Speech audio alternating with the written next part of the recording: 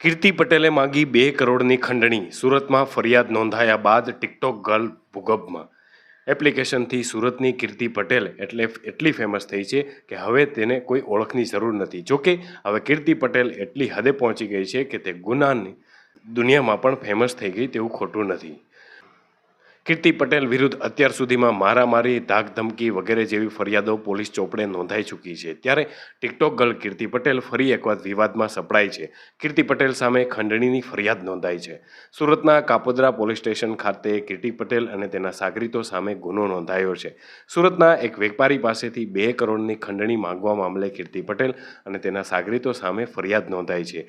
Media report અનુસાર પોલીસે આ મામલે એક આરોપીની ધરપકડ પણ કરી લીધી છે. જોકે ટિકટોક ગર્લ કીર્તિ પટેલ ફરાર હોવાનું કહેવામાં આવી રહ્યું છે. કીર્તિ પટેલની પોલીસે હાલ આ ફરિયાદના આધારે શોધખોળ હાથ ધરી છે.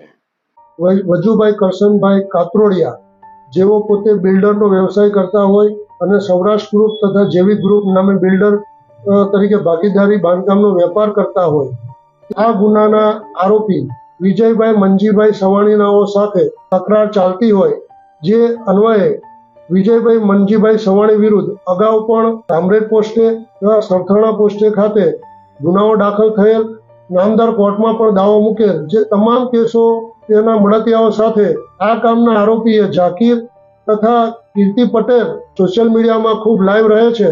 ઝાકીરે જાનવી નામની ઉર્ફે મનીષા ગોસ્વામી નામની મેળાપીપણું રચી અને અન્ય પોતાના કોસંબડા ખાતે આવે સિલ્વર ફાર્મ હાઉસ ખાતે બોલાવી તેઓને દારૂ પીવડાવી અને તેઓના હિડન કેમેરાથી ફોટા તથા વિડીયો ઉતારી તેઓને ધમકી આપી સમાધાન કરવા તેમજ 2 કરોડ રૂપિયા આપવા માટે ધમકી આપતા હોય, જે અનુસંધાને કાપોદ્રા પોલીસ સ્ટેશન ખાતે ગુનો રજીસ્ટર કરવામાં આવેલ છે. કાપોદ્રા પોલીસ સ્ટેશનના પીઆઈ હ્યુમન સોર્સથી મુખ્ય આરોપી વિજય મંજી સવાણીને 2/6/24 ના કલાક 20-30 વાગે અટક કરેલ છે અને હાલ આ ગુનાની તપાસ તજવીજ ચાલુ છે.